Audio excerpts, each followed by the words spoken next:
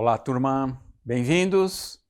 Em nome da Fraternidade Rosa Cruz, desejamos que as rosas floresçam em vossa cruz. Temos a mãozinha de São Pedro e Porto Ferreira para facilitar o nosso trabalho. Astrologia Rosa Cruz, aula número 35, tema de hoje, mística e gnose. Qual é a relação entre a mística e a gnose? E por que a mística vem antes?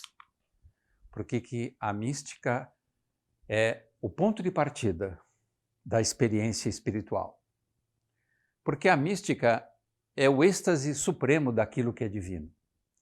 É o contato direto com a dimensão espiritual, aquilo que nós somos de verdade.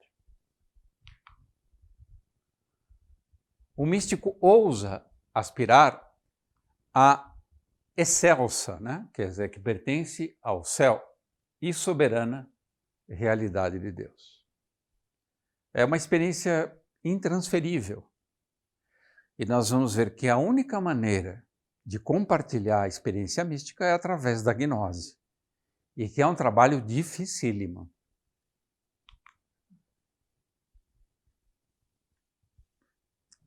Do ponto de vista do mandala,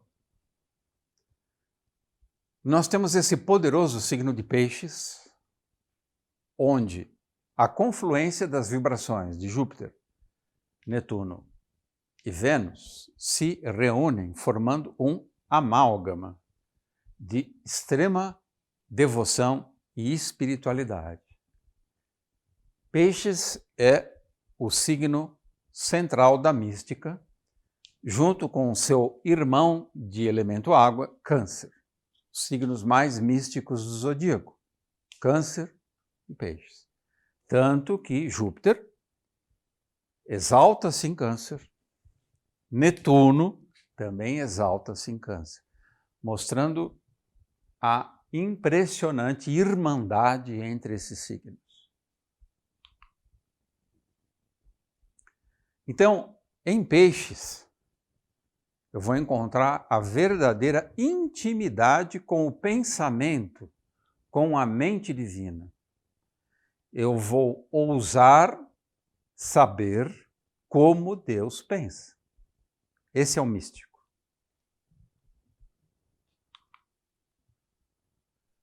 Conquistar leveza e elevar-se nas asas, Mercúrio, da luz e da graça, Sol e Júpiter, até alcançar o santuário da divina mística, onde todos os mistérios são revelados, ou seja, desvelados. O véu é retirado. Todos os véus que redundam em ilusão são removidos.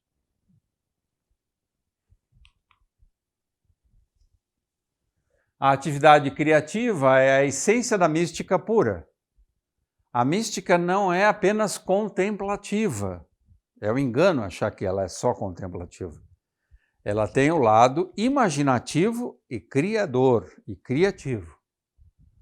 O místico ousa para se elevar, para subir, e cria o impulso para alcançar as alturas. Esse impulso tem um nome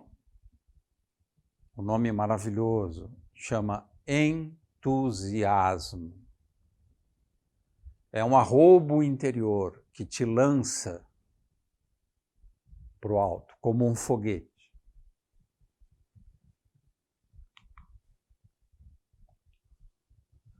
O elemento fogo e o elemento água unem-se numa epifania. Epi significa o que está acima. Fan significa acontecimento, manifestação, aparição. Epifania é a descida daquilo que é divino.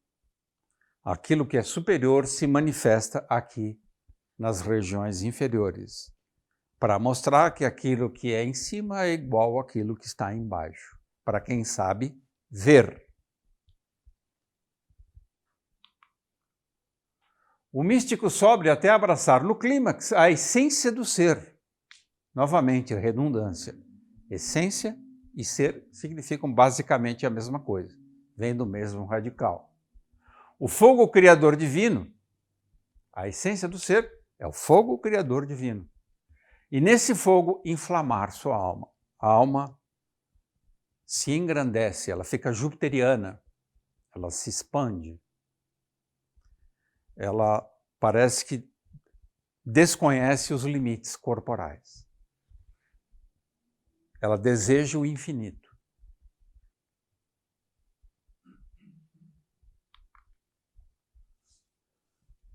Na comunhão do fogo com a água, resulta o dom das lágrimas. É uma combinação de emoção, comoção, devoção, contemplação, admiração. Então, você em êxtase, nesse clímax, percebe a imensidão do amor e do poder criador do seu Pai. Realmente é indescritível, em palavras humanas.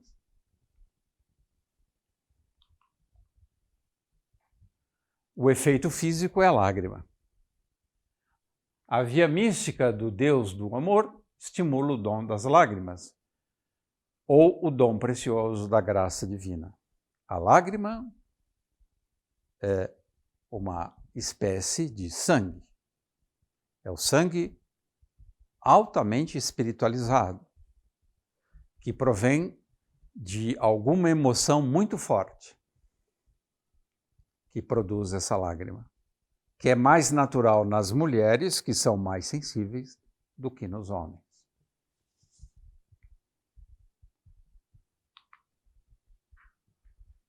O fogo abrasador do coração ardente une-se à água lacrimal que contempla o miraculoso.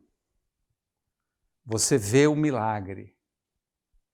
Você está de frente a frente com a dimensão miraculosa.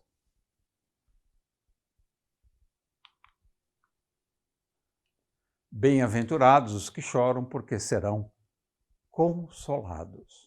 Então, a importância desse choro que está em comunhão com a vida, que chora porque todos sofrem, todos aspiram a algo maior, todos muitas vezes ignoram a razão de estarem vivos.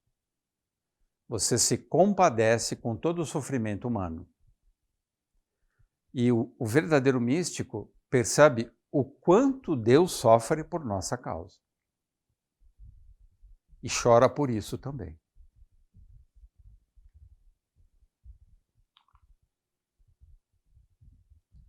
A gnose é o saber supremo, é o conhecimento direto da fonte. A gnose pura provém da transubstanciação da luz que resplandece na inspiração mística e coagula-se, se faz carne, em formas de linguagem, na dança, na música, no cinema, na poesia, na revelação dos livros sagrados. Na gnose, a intimidade com o divino, proporcionado pela aura mística que envolve a experiência, se traduz em saber direto, em saber imediato. A gnose é a mística que ganha consciência de si mesma. É claro, na passagem para a mística, é claro para o místico que essa experiência é real, não é uma alucinação, não é uma viagem. Ela é consistente, por isso que ela é palatável e pode ser traduzida através da imaginação em palavras.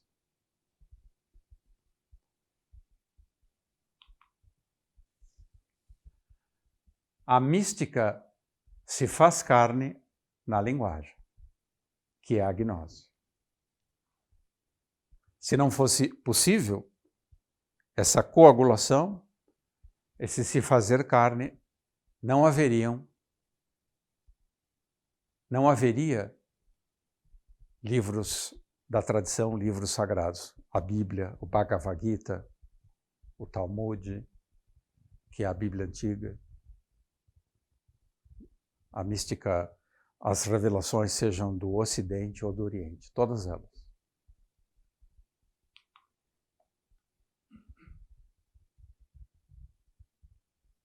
O primeiro passo para a gnose, que é muito trabalhoso, é a elaboração e organização da experiência mística na substância imaginativa, que lembra muito o sonho lúcido. Você sonha e a hora que você acorda, a substância imaginativa consegue criar ainda um filme sobre aquilo que foi experimentado. As imagens e os panoramas têm realidade onírica e você vê acordado. Só que você está num estado letárgico ou semi-letárgico. A dificuldade é manter a consciência viva do que está acontecendo. A tua tendência é relaxar, ou dormir novamente, ou deixar que essas imagens desapareçam na névoa do inconsciente. Então, a imaginação, o esforço imaginativo, recria uma coreografia fiel, importante, aos sutis conteúdos da experiência mística. A ponto de, às vezes, de madrugada, a pessoa acorda e escreve tudo o que está acontecendo. Se deixar passar esse momento, não consegue mais, porque essa experiência é volátil.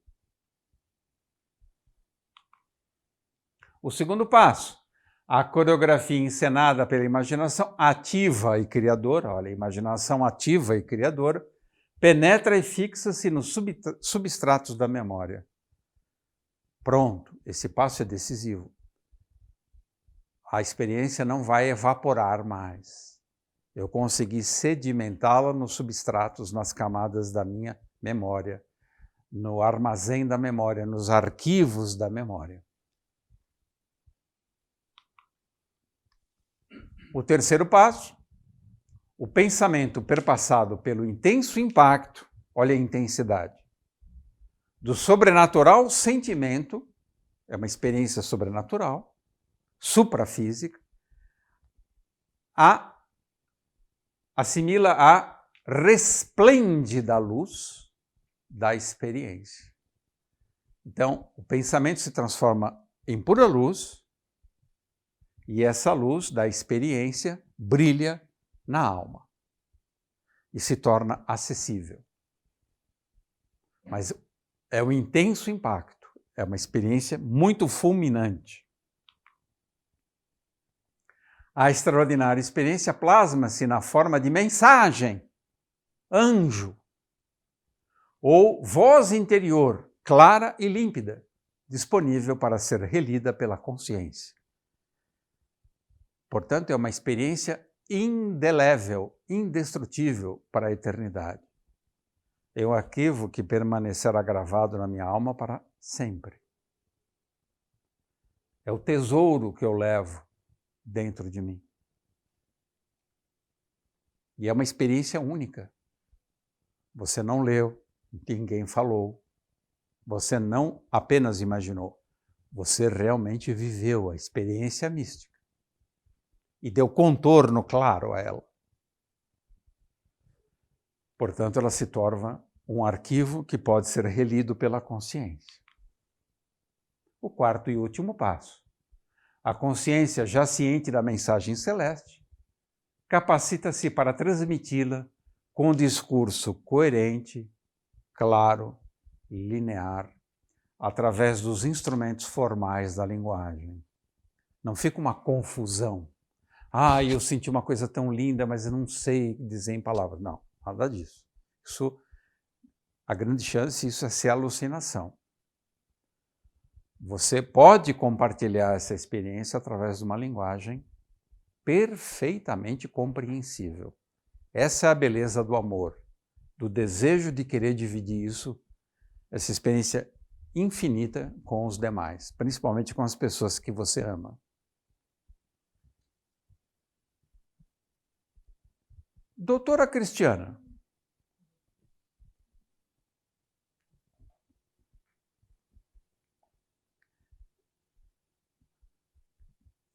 você tem umas peculiaridades astrológicas, né?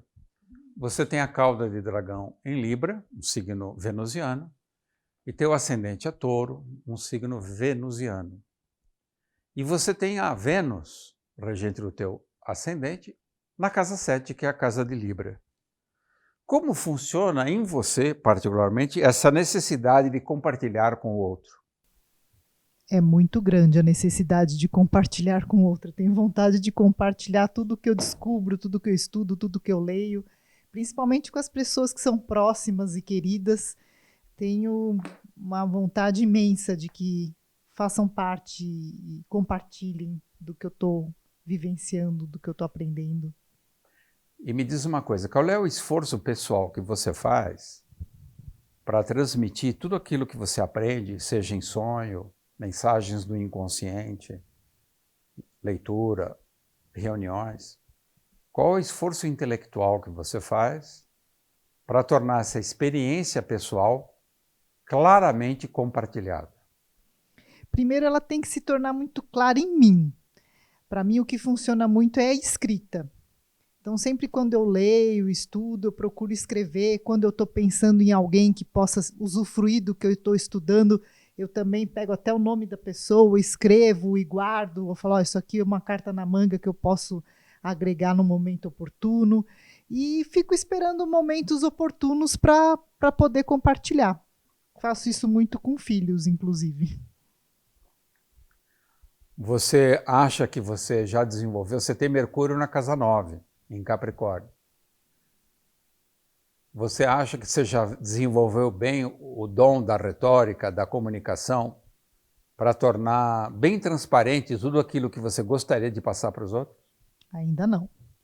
Em primeiro lugar, eu estou buscando cada vez mais silenciar a minha mente e falar o máximo possível o que é essencial. Usar poucas palavras, um discurso bem objetivo, claro, porque eu tinha muita tendência, tenho ainda, né, de retórica, de florear, de enfeitar o que eu estou falando, fica um discurso lento e cansativo. Perfeito. E o que você está fazendo para ser mais objetiva? E principalmente não tratar as pessoas como se fossem seus filhos, onde você tem que ficar repetindo 10 vezes a mesma coisa, supondo que ela não esteja entendendo. Você está corrigindo esse vício? Acredito que sim. Estou buscando ser mais objetiva, mais sucinta e treinando a escuta. Isso é muito importante. Enquanto eu estou escutando, às vezes me dá vontade de falar, de intervir, mas eu falo, não, é necessário isso mesmo ou não? Vamos calar um pouquinho e só deixar passar. Então, a experiência da escuta ela se torna mais rica e vai educando a nossa fala. Então, escutar está diretamente relacionado à capacidade de falar. Em primeiro lugar, eu acho que a gente tem que escutar, aprender a escutar. Então, para aprender a falar, é imprescindível escutar. Sim. Quer acrescentar mais uma coisa, doutora? Acho que não, acho que está suficiente. Muito obrigado. Valeu pela Eu que participação.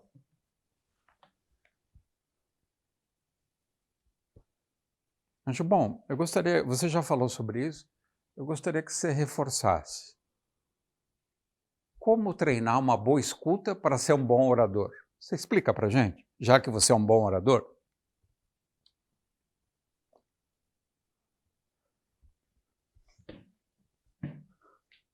Você, pelo que eu vi, no momento você está ensinando, é o Cebolinha, é esse?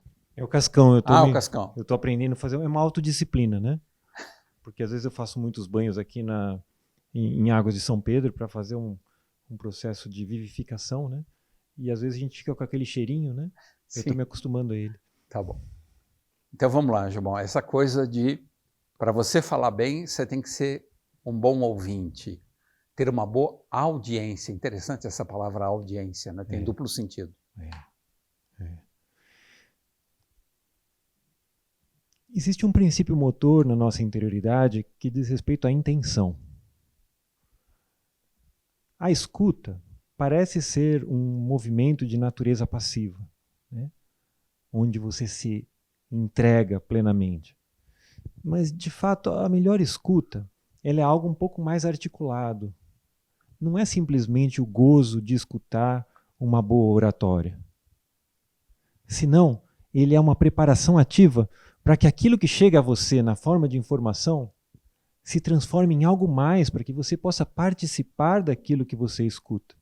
Ou seja, a escuta enquanto algo que nos transforme e que faça um sentido e que leve a nossa oratória a um estado resplêndido. Que bonita palavra você achou. Esse estado excelente, né? Precisa despertar esse ser que não é só um ser passivo, é um ser que está na nossa interioridade, muitas vezes com muita discrição, quietinho, mas que ele está se preparando para receber essa semente do que foi escutado, para levá-la ao melhor lugar aonde ela pode ser plantada. E essa escuta, que vai refletir numa oratória adequada, diz respeito a uma forma de desenvolvimento de uma estrutura interior que se chama memória. Tem muitas pessoas hoje com problema de memória. Tem muitas pessoas hoje que estão se esquecendo. Mas por que se esquece? Porque a escuta é apenas passiva. Falta o princípio de atividade nessa escuta. O que eu vou fazer com aquilo que eu escuto? Por mais que aquilo seja gozoso, como eu estou me preparando para relatar aquilo para alguém? É essa intenção daquilo que está sendo recebido na nossa interioridade. Para que a gente faça algo a mais com aquilo, o que é isso? É a parábola dos talentos, é o coração da parábola dos talentos. Escutamos um abençoado que nos semeia.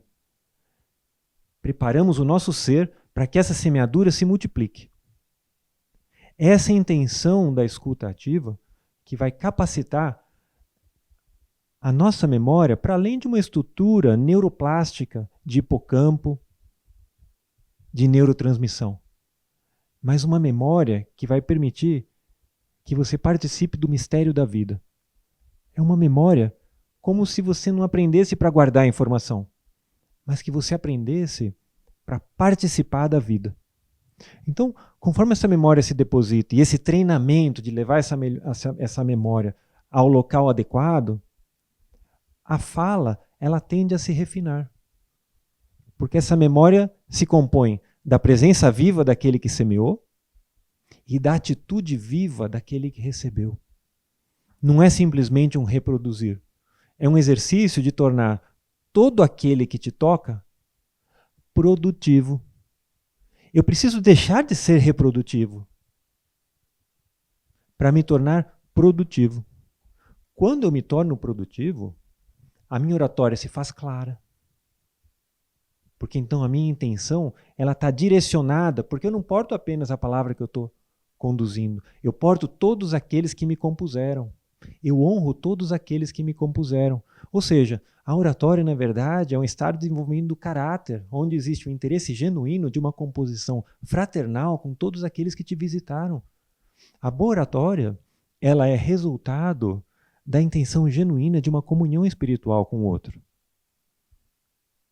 Porque então você deixa de ser apenas aquilo que você sabe ou aquilo que você leu.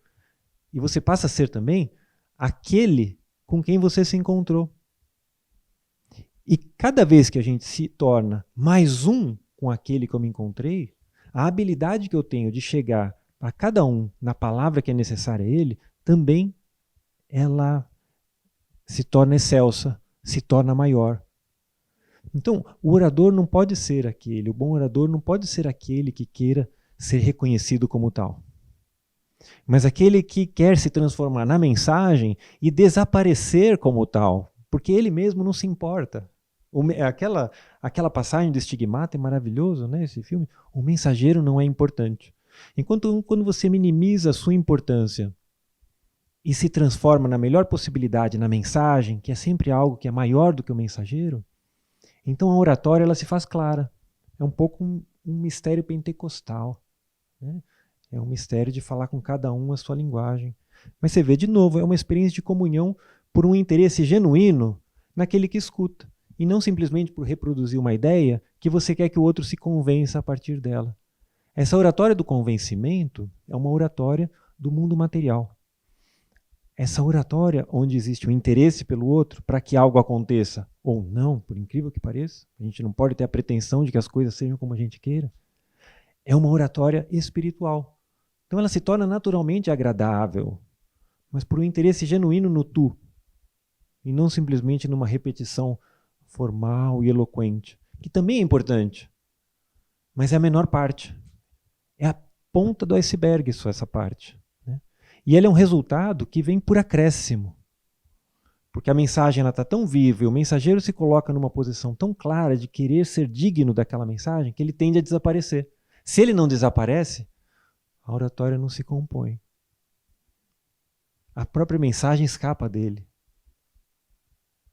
É uma coisa meio mágica, né? Então o brilho da mensagem, de certa forma, ofusca o orador. Isso. E ele não tem recurso, ele não tem aparelhagem interior para transmiti-la. É como se fosse uma sobrecarga. Então vem a gagueira, vem a impossibilidade, vem a tergiversação e o uso de adjetivos que vêm para mais. Vem aquele falar muito, mas não falar nada. Então isso tudo fica claro em quem está escutando. Porque a gente percebe uma escuta agradável ou não quando a gente transmite. E é nesse desagrado que eventualmente eu causo no outro que eu preciso me esmerar. Se eu preciso ser menos eu, se eu preciso falar mais pausado, se eu preciso aumentar o meu amor pelo que eu faço. Geralmente, a solução é que aumentemos o nosso amor. Né? Aumente o meu amor por ti. Pela verdade, pela mensagem, pelo que me envolve. Porque se aumentar-se, né, e se aumentar a capacidade do seu ser, torna possível que aquela mensagem esteja à sua volta de uma forma mais acolhedora, menos repressora. Né? Maravilha. Eu falei do que você perguntou? Falou, Um pouco, né? falou. Geminiano enrola, você sabe, né? A gente tem que desculpar. O importante é enrolar para o bem. Isso, isso. Você pode enrolar para o mal, né? Tudo tem dois lados. Obrigado, Angel. Então, o místico, através da gnose, formula a voz de Deus no interior da sua consciência. Ele conversa com Deus. Isso é inacreditável.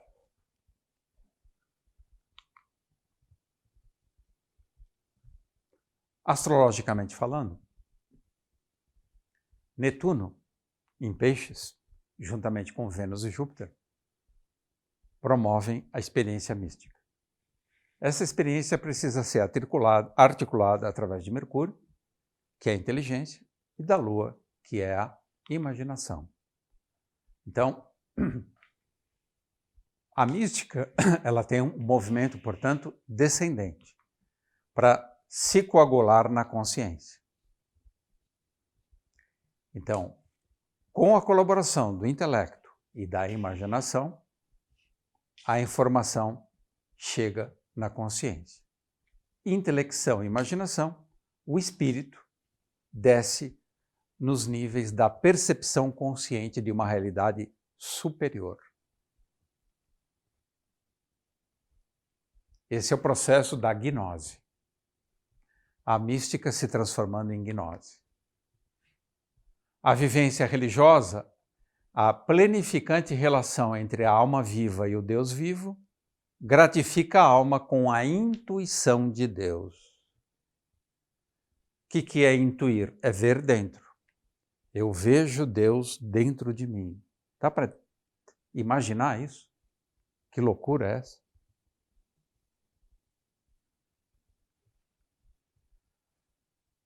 Por isso que o arcano, por incrível que pareça, o arcano mais espiritual do tarô é o louco.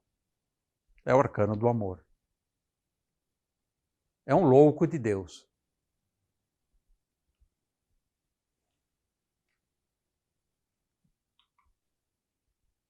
A vivência religiosa cria um canal direto e livre para a elevação da consciência até o reino sutil da mística pura, essa comunhão com o divino. Elevação do pensamento e, inversamente, agora vai o caminho de baixo para cima. Eu sei Deus em mim. Eu transformo esse Deus em mim em palavra.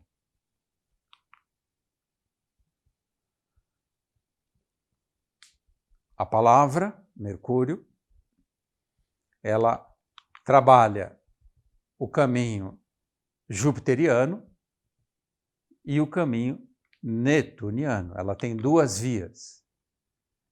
E por essas duas vias eu reencontro o reino de Deus. É o caminho da subida.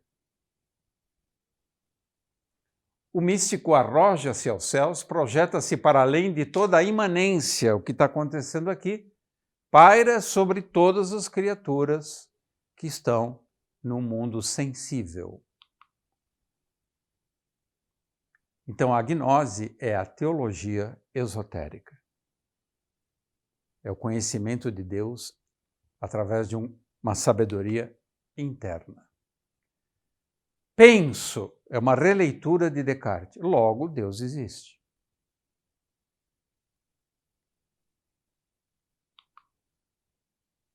O esforço mental para traduzir a inefável experiência mística em linguagem humana envolve a parceria entre o intelecto e a imaginação. O esforço mental se faz digno da revelação e a dimensão sagrada se faz carne através de mensagens, mensageiros, santos e profetas.